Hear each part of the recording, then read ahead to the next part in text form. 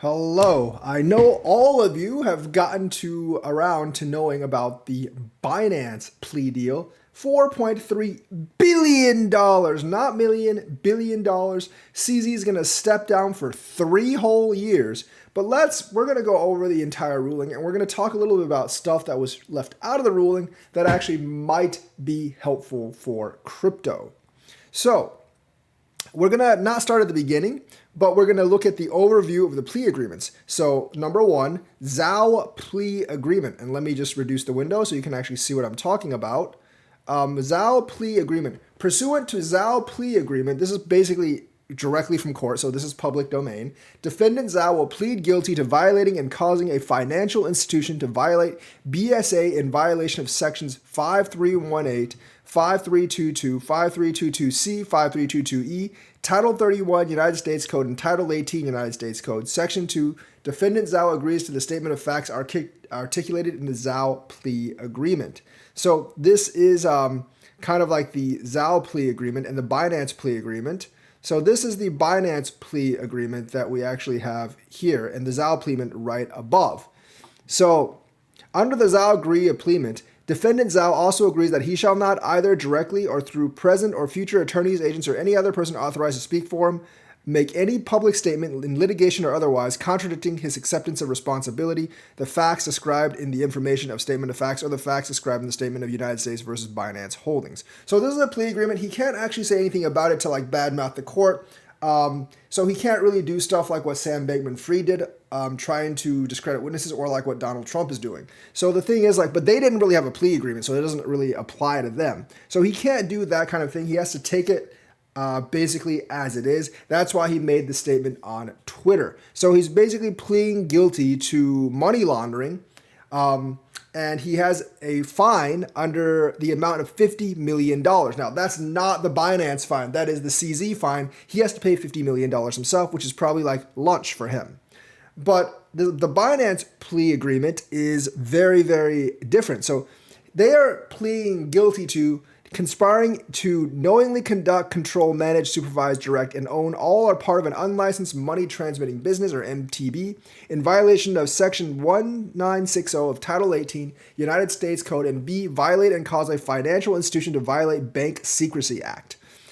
In violation of sections 5318, 5322, 5322C of Title 31 United States Code, all violation of Title 18 United States Code sections 381. So the numbers are just like what laws they're actually violating. And they also pleaded guilty to conducting, controlling, managing, supervising, directing, or owning all or part of an unlicensed MTB affecting interstate and foreign commerce. That is Binance.com, which failed to comply with the MTB registration. So they didn't register themselves as like a money transmitter, basically. Willingly, knowingly, and willingly causing the exportation, sale, supply directly and indirectly from the United States and by a United States person wherever located to the services of Iran, which of course that's sanctioned, and obviously they're probably going to include Russia in there as well without first having obtained the required authorization or license. So if you want to do business with Iran, you have to have an okay from the US government, which you will probably not get.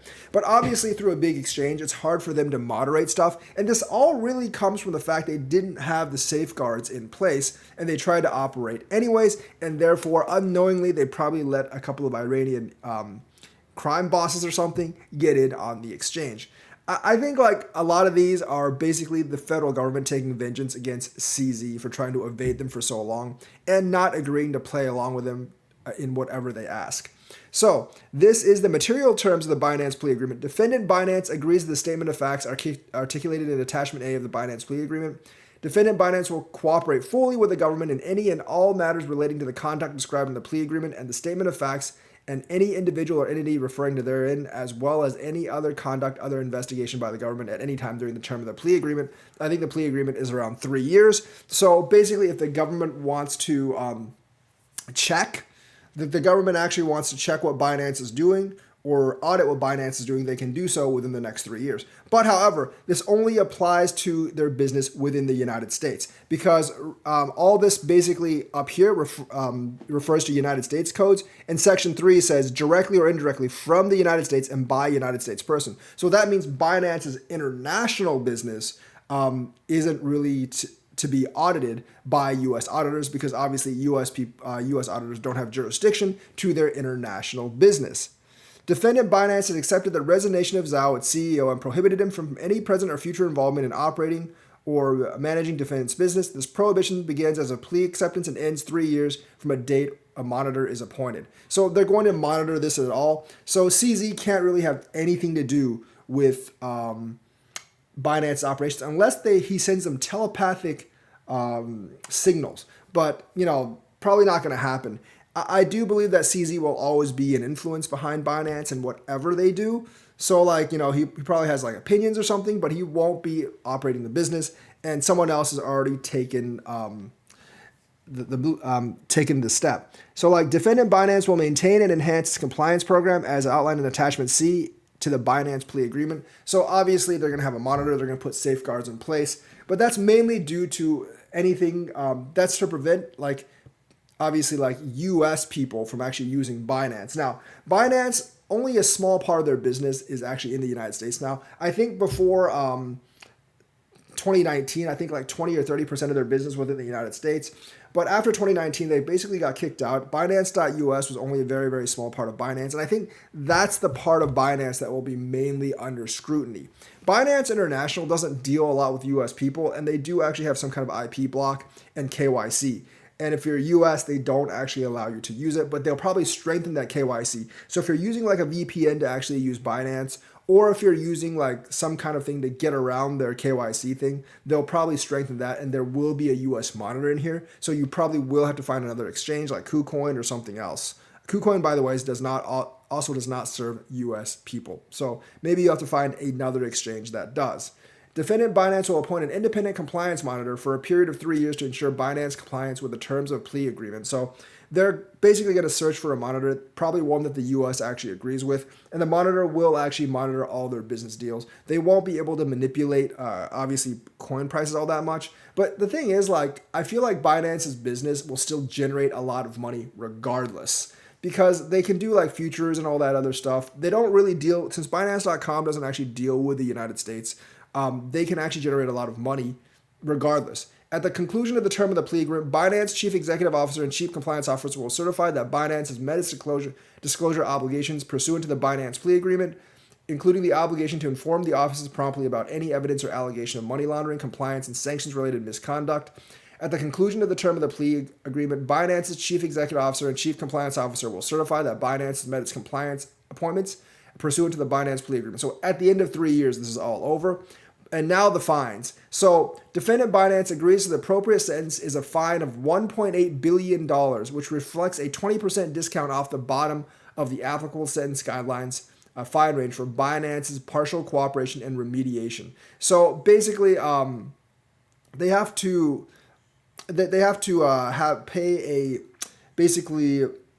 pay a penalty fee of $1.8 billion, but that's not all. They also have to pay $2.5 billion in restitution fees, because that's basically how much they made in violating the laws. So $1.6 million of that was Binance emitting it or collected for transactions involving its United States users. It includes, but is not limited to, a sum of money reflecting the proceeds Binance obtained from the unlicensed MTB offense. So they made, I think during the time, before 2019, 2017, 2018, 2019, they made that much money. And of course, $898 million amidst the amount of transactions that caused between users who are U.S. persons and persons who reside in Iran. So they made a lot of money off that Iranian transaction. So they're going to have to pay the forfeiture for that plus the penalties. So about $4.3 billion in all.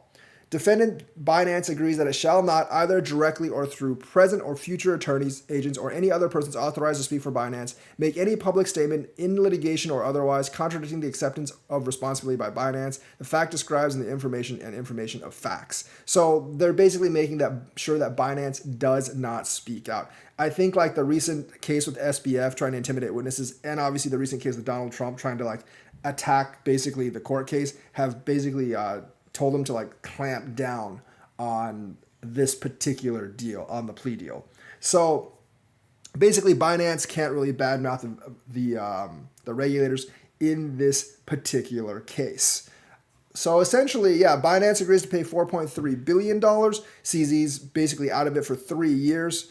and they're going to appoint an independent monitor, which will mostly monitor U.S. activities of Binance, but I'm sure they'll try to monitor some international stuff as well, especially in regards to Iran. So Binance is going to be under kind of a straitjacket for the next 3 years. But since Binance can legally operate like futures, margins, like perpetual futures, like shorts, longs, and all that other stuff, I think it'll be fine. Now, they didn't really say anything about BNB, the token. Obviously, I think they're going to cut off all BNB from the United States, which is fine because the only place you could actually get that was Binance.us, and that was only a small part of it. I don't think BNB token has really been affected all that much from this plea agreement, but it might go down a little bit. Some people are saying it's going to go to $5. I highly doubt that. I wouldn't really do any shorts on BNB token. You could really, really get burned on that. So the thing is, like, since like 95, 98% of Binance's business is outside the United States now, I think like as of now, besides the $4.3 billion, obviously they have to pay,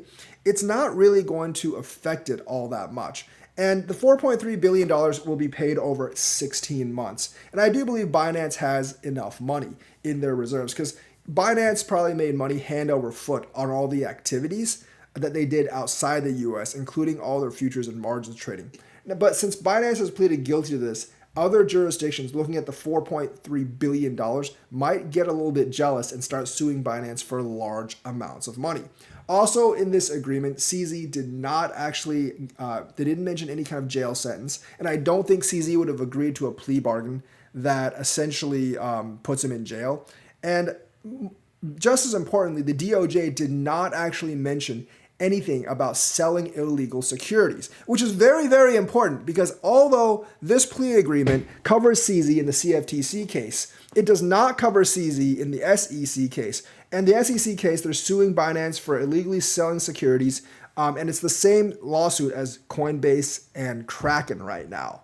So the thing is, like, they didn't actually say anything about Binance selling illegal securities, so this will not actually help the SEC in their case. And Binance, as is Coinbase and Kraken, stands a very, very good chance of actually winning that lawsuit. So that's actually a little bit of a win for the crypto industry that the DOJ did not mention illegal securities at all in this particular case. If the SEC was expecting a helping hand, they did not get it. So that's actually a really big bright spot for the rest of the industry. As to Binance, I do think they have $4.3 billion. They will probably have to liquidate all their other smaller coins first before they touch their Bitcoin. Binance does have billions of dollars in USDT as well, so they might actually have to pay some of that towards the government as well. I don't think it'll really bother USDT though. I think I saw a Whale Watchers thing where they basically said Binance moved $3.9 billion in USDT, and that might just be for the lawsuit. So I think financially, Binance will take a hit, but it'll actually be fine. CZ is going to be out of Binance for 3 years. They have another CEO, but as long as they can basically continue to do their futures trading, their secondary market, I think they'll actually be okay. And I don't think BNB is going to die because BNB is going to continue to operate outside the United States. Now, I don't really know about Binance's troubles with other countries. So that's the big question. Will other countries look at this and be like, oh, we can sue them for a lot of money? And will they do that to their other crypto exchanges as well? Because remember, the US crypto exchanges, although they weren't attacked by the DOJ, the SEC has sued them as well. And Binance has legal troubles in other jurisdictions as well, notably Brazil right now. So if they run into more trouble, they could be in for some real hurt financially. But I think based on this is actually going to be okay. Now, obviously, there's a lot of, conspiracy theories right now. BlackRock wanted to take Binance down, so Binance would have to liquidate its Bitcoin so BlackRock could actually buy more of that Bitcoin because, there's not a lot of the Bitcoin on exchanges right now. That could or could not be true. It does seem like the regulators are really clamping down right before the ETF is accepted. So, these big banks can buy up more of the coin in question. So, I'm not going to question that. I don't know if it's true or not, but they're making it look more and more true at this particular point. Of course, we don't really have any real evidence for that. But I think for Binance itself, those who are hoping that this is Binance's demise and that the crypto market's going to massively dump because of this, I think they're kind of dreaming right now. I don't think we're going to 25K even. I don't even think we're going to 30K. I mean, the market has held through very, very well. We'll see how fast Binance sells it off in the next 16 months, if they sell off that many of their assets at all. And of course, like, I do not think CZ is actually going to prison, although he did come to the United States to enter his plea agreement. I think, like, Binance does want to keep the possibility open that it could operate in the US in the future. After this plea deal is over, I do think they expect the regulations in the US to get looser, and I do expect them to actually come back into the US at some point. Also, this is really bad for crypto in the US, because a lot of other companies that might have wanted to operate in the US are going to look at this and say, hey, they're really, really hostile towards crypto business in the US. If they can go after Binance, they can go after anyone. So let's just skip the US. I do think stuff like this will put the US a couple of years behind in terms of crypto development, and they'll go to more crypto friendly countries at this point. As for like the terrorist stuff, like, the thing is, like, if you actually look on chain, as with the US House hearing, like, some of the tech companies have actually audited and see like how much Bitcoin or crypto has been used to fund, like, terrorist like groups and allegations. And I think they came up with a total of like $400,000, which is penance compared to what the big banks do in terms of financing terrorist operations, because they've done audits out of those. Like, JP Morgan's had to pay millions of dollars worth of fines on that stuff. So I don't think that much crypto is actually being used for terrorist countries. I know that they said a lot of that in the press conference, but the press conference is this, I think, was mostly this, just them grandstanding and trying to score PR points for this particular ruling. And I don't think most of the crypto community even believes in what they said at the press conference. So I don't think the DOJ is doing great for their reputation. I don't really think the whole government's doing very well for the anti-crypto reputation it's actually building, and it might just cost them the next election. But, overall, I don't think this is terrible for the crypto market. And, in the end, in a couple of years, it might actually get Binance back into the United States. So let me know what you think. Like and subscribe, hit that bell notifications button, and I will see you guys later.